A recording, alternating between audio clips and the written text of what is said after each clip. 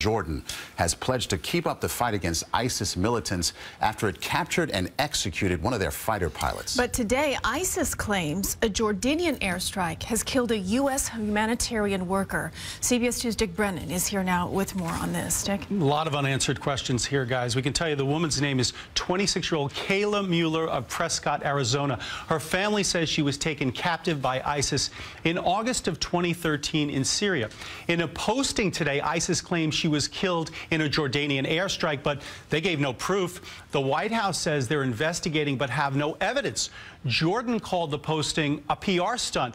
And skeptics were asking how anyone could identify a jet flying far overhead. And there's also suspicions that ISIS claims Mueller was alone in a building when it was bombed. After all, if she's a hostage, where were her guards? There's also speculation that ISIS is trying to drive a wedge between the U.S. and Jordan after a Jordanian fighter pilot was burned alive by ISIS. In the meantime, it's a very difficult time for the Mueller family.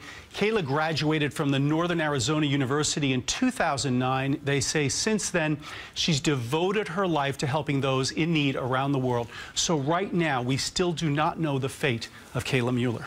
So, Dick, in cases like this in the past, it's not uncommon to see this kind of thing being a fake, a total fake. There's a likelihood of this, right? There's certainly that possibility. What's very interesting about ISIS is they've been very different from other terror organizations. Very often, as we've seen, of course, they parade their captives before the cameras. They paraded a few hostages before the cameras, and then we saw the horrible consequences of what happened this week.